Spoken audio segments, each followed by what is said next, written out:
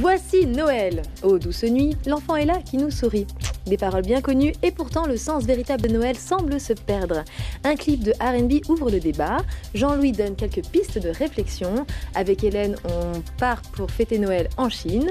Et Francis reste sur le thème de la nativité, côté peinture. Enfin, le groupe Charisma nous rejoint pour terminer en musique. Donc aujourd'hui, on commence et on termine en musique. Paul, qu'est-ce que vous allez nous chanter ? Ah, on va chanter un petit chant de Noël. On a tout ce qu'il faut ici. On a une chorale, un baryton, un soprano, sopraninette, c'est ça. On a un petit peu. Bon, on vous connaissez un petit chant de Noël ? Aux douces nuits, les paroles. Bon, alors Francis chante. Je ne sais pas chanter, écoutez. Mais si, c'est bien. Paul, on vous suit, allez-y. Allez, on vous suit. On est parti ? Allez, on essaye ? On essaye. La honte ne tue pas. Hein. Vous êtes prêts à avoir honte ? On y va. On est parti. 3, 4. Voici Noël, il chante pas. Oh, douce nuit. C'est presque juste. Hein. L'enfant est là. D'accord, ok, ça va. Bon, c'est catastrophique. Fiasco total. Bon, mais. On n'est pas à la hauteur de la décoration.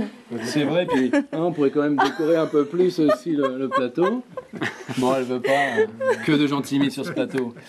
Bon, on va peut-être commencer l'émission maintenant. Je pense qu'elle a démarré ou pas l'émission en fait ? Elle a démarré, tout à fait. Alors, on y va. Est-ce qu'on a quelque chose au programme ? On va passer à de la vraie musique maintenant. Alors, de la vraie musique, on regarde alors. On écoute.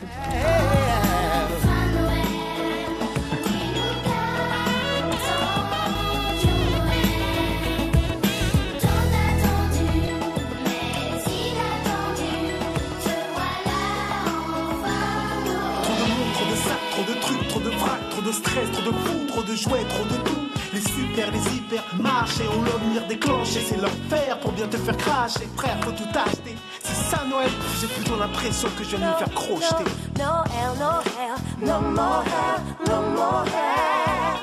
Jean-Pascal, Oui. avant vous étiez un baba cool, cracheur de feu qui gagne votre vie dans la rue en faisant du diabolo, on y reviendra tout à l'heure.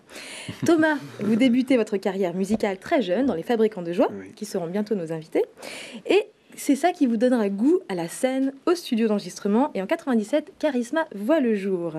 Comment se passent les premières années de Charisma, pardon. Les premières années, c'est des années de travail, en fait, de réflexion sur vers quoi orienter le groupe. Et qui marche bien, il paraît. Les premières années ? Oui. Ouais. Après le premier album, tout de suite, ça a bien marché. Ouais. Premier album en 2001. 2001, oui, tout à fait. Premier cas. Donc, on a joué dans beaucoup d'endroits en France. À l'étranger aussi. À l'étranger aussi. Et donc, c'était les années fastes, oui. Les années fastes, pourquoi maintenant vous connaissez la crise ? Non, pas du tout, c'est pas ça. C'est juste que c'était des années où on n'avait pas d'efforts à faire. Ouais, le contexte était différent. Alors en 2007, vous sortez votre deuxième album. Et qu'est-ce que vous diriez sur l'évolution depuis le premier ? Plus funky ? Plus funky, on a vieilli aussi, Ouais, entre les deux. Peut-être plus mature, Tu as vieilli. Oui, mais en vieillissant, je deviens plus beau, je trouve. Je vois que vous n'êtes pas d'accord sur le style, alors on va écouter un extrait pour se faire une idée. D'accord.